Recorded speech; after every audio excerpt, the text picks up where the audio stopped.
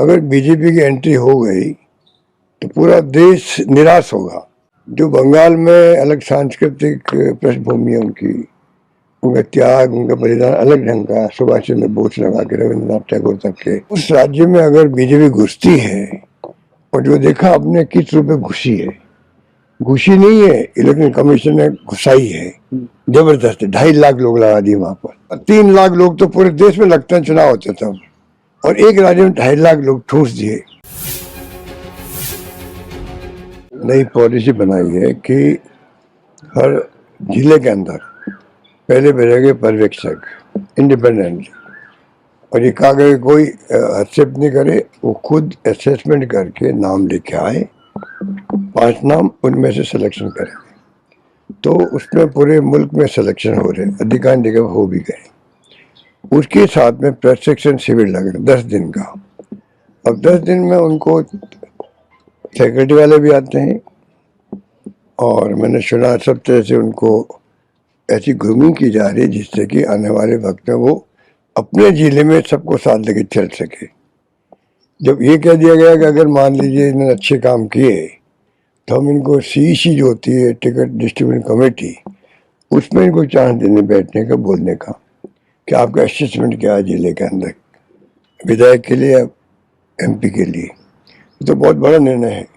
अब पूरा खेल डिपेंड करेगा जो बने हैं हर राज्य में जिलाध्यक्ष बने वो राहुल गांधी जी की भावना को कितना आत्मसात करते हैं, किस रूप में अपना वो समर्पित करते हैं, किस रूप में पब्लिक से घर घर कांटेक्ट करते हैं, गांव हो, ढाणी हो या हर परिवार हो, उनके टिप पे होना चाहिए पूरा जिला जो उनका दिया गया है। तब जाके वो प्रभावित कर पाएंगे वहाँ के लोगों को भी। और जो राहुल जी का संदेश है, खड़गे साहब का है, वो पहुंचाने में भी कामयाब होंगे। और जो समस्याएं हैं, चाहे बेरोजगारी की है, महंगाई की है, लॉ एंड ऑर्डर की है, जो भी समस्या है, उनको भी जनता तक पहुंचाने में कामयाब होंगे। हमारे लोगों ने काम करना अच्छा काम शुरू किया, जगह जगह आंदोलन हो रहे हैं, राजस्थान के अंदर धरने भी हो रहे हैं, एक अच्छी शुरुआत हुई है। इन कैंप के बाद में मैं समझता हूँ और ज्यादा मजबूती से काम होंगे। एक बात सर, अभिषेक बनर्जी हैं सांसद बंगाल में, तो उनकी सदन मारपीट हुई है काफी। देखिए, पूरा मैंने पहले कह दिया आपको कि अगर बीजेपी जीत गई बंगाल में, मैंने कलकत्ता जाके बात कही थी वहां पर मीडिया को भी, अगर बीजेपी की एंट्री हो गई तो पूरा देश निराश होगा। ये मैंने सोच समझ के कहा था, क्योंकि बीजेपी की एंट्री, जो बंगाल में अलग सांस्कृतिक पृष्ठभूमि है उनका त्याग, उनका बलिदान अलग ढंग का, सुभाष चंद्र बोस लगा के रविंद्रनाथ टैगोर तक के अलग अलग वहाँ पे और बने हुए हैं।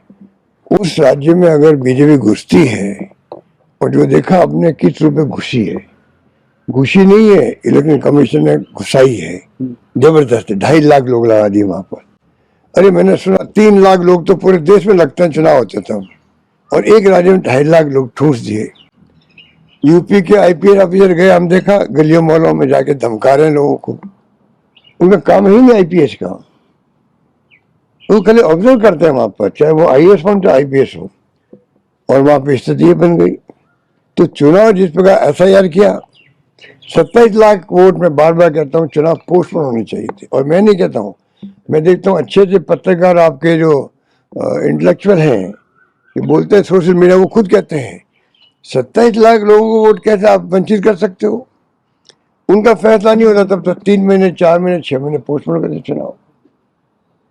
पर चुनाव हो गए 27 लाख के बगैर भी।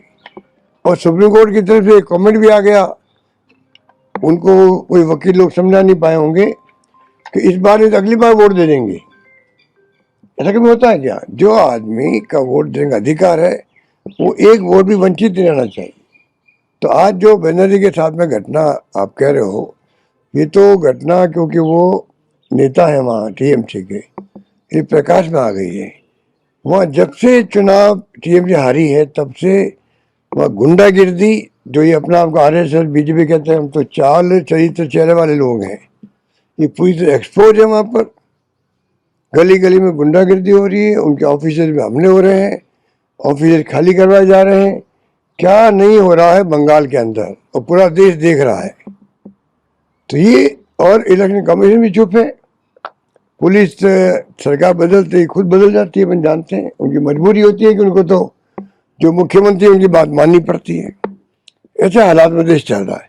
और भारत सरकार तो क्योंकि डबल इंजन है तो वो इंजन भी उनके पक्ष में हो गया, तो डबल मार पड़ रही है। वहां पर डबल इंजन की मार पड़ रही है। जो मोदी जी कहता है डबल इंजन की सरकार बनेगी, तो डबल इंजन ऐसा काम आता है कि गुंडागर्दी में काम आ रहा हो। तो बहुत ही ऐसे हालात है। पूरे देश को, युवा पीढ़ी को समझना चाहिए कि देश की दिशा में जा रहा है, क्या विचारधारा होनी चाहिए। संविधान बाबा साहब अम्बेडकर ने कहा, महात्मा गांधी ने कहा, केवल भावना के आधार पर देश चल रहा है क्या। ये तमाम बातें जो है हमारे जहन में होनी चाहिए।